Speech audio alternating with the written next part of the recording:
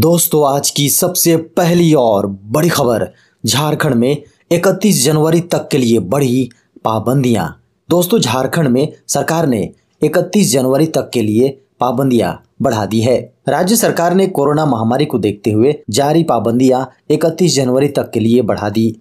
सरकार की ओर से कहा गया है कि फिलहाल मौजूदा गाइडलाइन अगले आदेश तक जारी रहेगी। इसको लेकर झारखंड के स्वास्थ्य मंत्री श्री बन्ना गुप्ता ने ट्वीट करके कहा कि झारखंड में 31 जनवरी तक लॉकडाउन की वर्तमान व्यवस्था लागू रहेगी।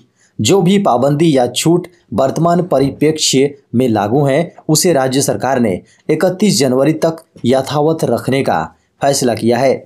सरकार हालात पर लगातार समीक्षा कर रही है। आप सभी से अनुरोध है कि गाइडलाइंस का पालन करें, सुरक्षित रहें। दोस्तों, अगली बेहद बड़ी खबर सामने है। किसानों को केंद्र से मिल सकती है बड़ी सौगात, पीएम किसान की राशि में हो सकती है वृद्धि। दोस्तों, 1 फरवरी 2022 को केंद्र की मोदी सरकार अपने दूसरे कार्यकाल का चौथा बजट पेश करने वाली है। माना जा रहा है कि 5 राज्यों के विधानसभा चुनाव से पहले इस बजट में मोदी सरकार किसानों के लिए खास घोषणा कर सकती है, जो कि पीएम किसान सम्मान निधि से जुड़ा हो सकती है। केंद्र सरकार आगामी बजट में पीएम किसान सम्मान निधि में मिलने वाली सालाना 6,000 रुपए की राशि को बढ़ाने का ऐलान कर सकती है।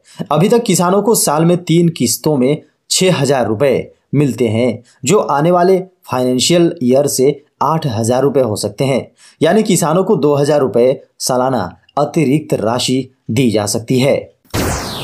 अगली बेहद बड़ी खबर है। चुनाव आयोग ने रैलियों पर लगाई रोक को बढ़ाया। 22 जनवरी तक नहीं कर सकेंगे चुनावी जनसभा। चुनाव आयोग ने आगामी विधानसभा चुनाव के लिए रैलियों और जनसभाओं पर लगी रोक को 22 जनवरी तक बढ़ा दिया है। उत्तर प्रदेश, उत्तराखंड, पंजाब, गोवा, मणिपुर में अगले महीने से होने वाले विधानसभा चुनावों के लिए आयोग ने फिजिकल रैली आयोजित करने पर 15 जनवरी तक रोक लगाई थी।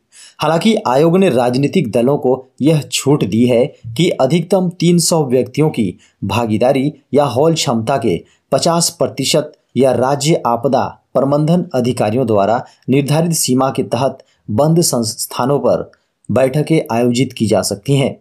चुनाव आयोग ने शनिवार को केंद्रीय स्वास्थ्य मंत्रालय, गोवा, मणिपुर, पंजाब, उत्तराखंड और उत्तर प्रदेश के मुख्य सचिवों और सभी 5 राज्यों के मुख्य चुनाव अधिकारियों के साथ समीक्षा बैठक की। खबर मौसम की। झारखंड में आज से छटेंगे बादल। झारखंड में आज यानी 16 जनवरी से बादल छटेंगे।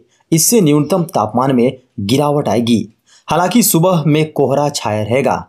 इस दौरान अधिकतम तापमान 22.0 डिग्री और न्यूनतम 9.0 डिग्री सेल्सियस रहने के अनुमान है।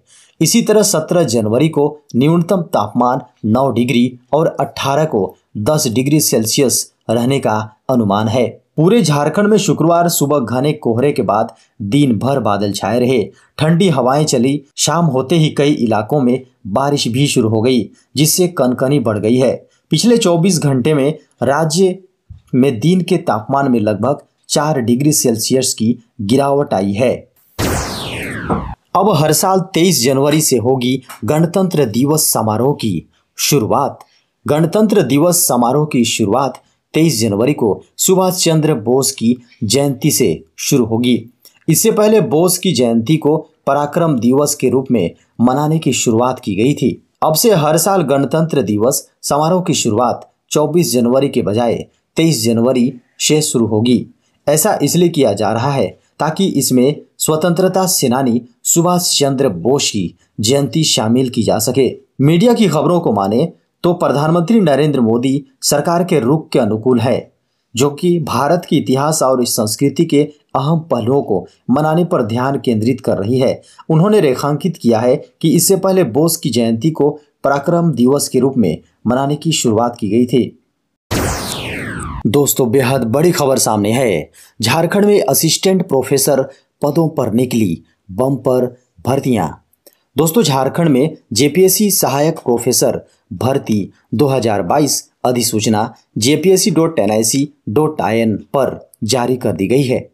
इसके अंतर्गत असिस्टेंट प्रोफेसर की 110 अन्य पदों पर भर्ती की जाएगी। झारखंड लोक सेवा आयोग ने झारखंड के मेडिकल कॉलेजों में असिस्टेंट प्रोफेसर के पदों पर भर्ती के लिए आवेदन जारी किए हैं।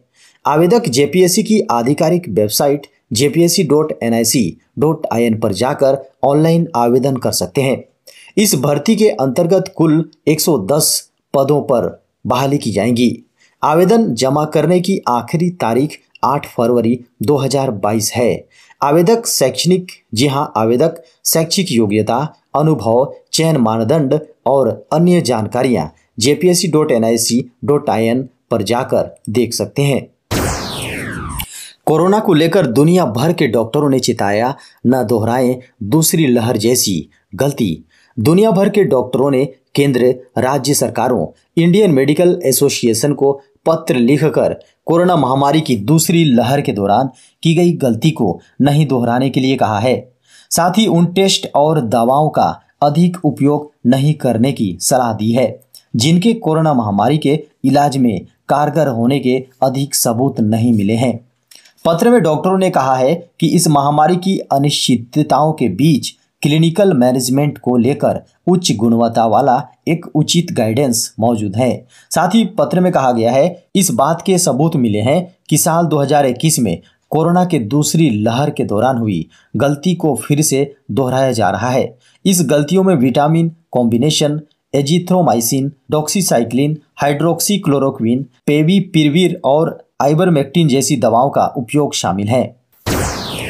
दोस्तों, बेहद बड़ी खबर निकल कर आ रही है। झारखंड में 33,189 कोरोना के एक्टिव मामले। दोस्तों, झारखंड में कोरोना का कहर देखने लगा है। कोरोना संक्रमण के कारण से झारखंड में 4 लोगों की मौत हो गई है। मृतकों में पूर्वी सिंहभूम से 2 जबकि रांची और बोकारो से एक संक्रमित मरीज शामिल हैं। राजधानी रांची में कुल 12,146 संक्रमित मामले हैं।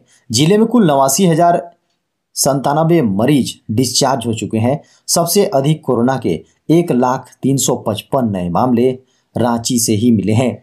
शनिवार को बताया गया कि झारखंड में कोरोना से 2,807 लोग रिकवर हुए हैं। इसके उल्टे शनिवार को सुबह तक झारखंड में कोरोना के 3,749 नए मामले मिले हैं। बता दें कि झारखंड में कुल कोरोना के मामले अब 3,99,275 हो गए हैं। इनमें 33,189 एक्टिव मामले हैं। नीट पीजी 2022 एग्जाम के लिए शुरू हुई ऑनलाइन आवेदन। राष्ट्रीय आयुर्विज्ञान परीक्षा बोर्ड यानी NBEMS ने शनिवार को नीट पीजी 2022 एग्जाम के लिए ऑनलाइन पंजीकरण प्रक्रिया शुरू कर दी है। उम्मीदवार ऑनलाइन पंजीकरण 4 फरवरी 2022 तक आधिकारिक वेबसाइट nbe.edu.in पर जाकर कर सकते हैं।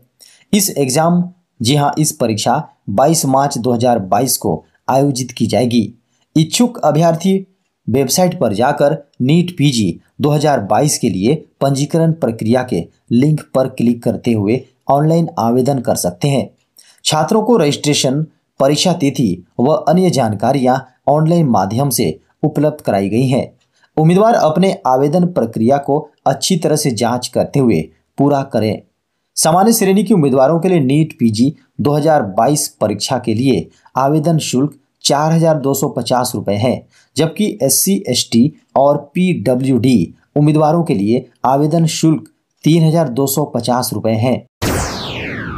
दोस्तों, बड़ी खबर है। देश में कोरोना के 14.10 लाख सक्रिय मामले। देश में शुक्रवार को 2,67,331 नए कोरोना संक्रमित मरीज मिले हैं। 1,22,311 लोग रिकवर हुए हैं, जबकि 398 लोगों की कोरोना वायरस से मौत हो चुकी है। इस तरह एक्टिव मामले यानी इलाज करा रहे मरीजों की संख्या में 1,44,662 की बढ़ोतरी रिकॉर्ड की गई है। फिलहाल देश में 14,10,000 सक्रिय मामले हैं। तीसरी लहर में एक्टिव केस पहली बार 14 लाख के पार पहुंचा है। बड़ी खबर है, विराट कोहली ने किया टेस्ट कप्तानी छोड़ने का फैसला। भारतीय टीम के स्टार खिलाड़ी विराट कोहली ने शनिवार को टेस्ट कप्तानी छोड़ने का निर्णय लिया है। विराट ने महेंद्र सिंह के रिटायरमेंट के बाद वर्ष 2014 में यह जिम्मेदारी ली थी और 7 वर्ष में भी 68 मैचों में टीम की कप्तानी की थी। साउथ अफ्रीका के खिलाफ शुक्रवार को खत्म हुई टेस्ट सीरीज में टीम को हार मिली थी। इसके दिन बाद ही कोहली ने कप्तानी छोड़ने का फैसला किया। कोहली के इस फैसले के बाद भारतीय फैंस का दिल टूट गया। दिग्गजों से लेकर एक्टर, नेता सभी ने ट्विटर पर कोहली के फैसले पर निराशा जाहिर की। साथ ही उन्हें शानदार कप्तानी के मुबारकबाद भी दी। बीसीसीआई ने विराट कोहली को उनकी शानदार कप्तानी के लिए धन्यवाद कहा। कोहली के ट्वीट को शेयर करते हुए उन्होंने लिखा, बीसीसीआई विराट कोहली को उनकी लीडरशिप के लिए शुभकामनाएं देता है। वह अपनी कप्तानी में टीम को नई ऊंचाइयों पर लेकर गए। उन्होंने 68 मैचों में टीम की कप्तानी की और 40 से अधिक जीत दिलाई। पीएम नरेंद्र मोदी का बड़ा ऐलान, 16 जनवरी को मनाया जाएगा नेशनल स्टार्टअप डे। प्रधानमंत्री नरेंद्र मोदी ने कहा है कि अब हर साल 16 जनवरी को नेशनल स्टार्टअप डे मनाया जाएगा। स्टार्टअप की दुनिया के कई दिग्गजों से चर्चा करते हुए पीएम नरेंद्र मोदी ने उन्हें बधाई दी। पीएम मोदी ने कहा कि स्टार्टअप्स का ये कल्चर देश के दूर दराज तक पहुंचे, इसके लिए 16 जनवरी को अब नेशनल स्टार्टअप डे के रूप में मनाने का फैसला किया गया है। प्रधानमंत्री नरेंद्र मोदी ने कहा कि देश के उन सभी स्टार्टअप्स को, सभी इनोवेटिव युवाओं को बहुत बहुत बधाई देता हूं, जो स्टार्टअप्स की दुनिया में भारत का झंडा बुलंद कर रहे हैं। प्रधानमंत्री ने कहा कि साल 2013-14 में जहां केवल 4000 कॉपीराइट्स ग्रांट्स किए गए थे, पिछले साल इनकी संख्या बढ़कर 16000 के पार हो गई।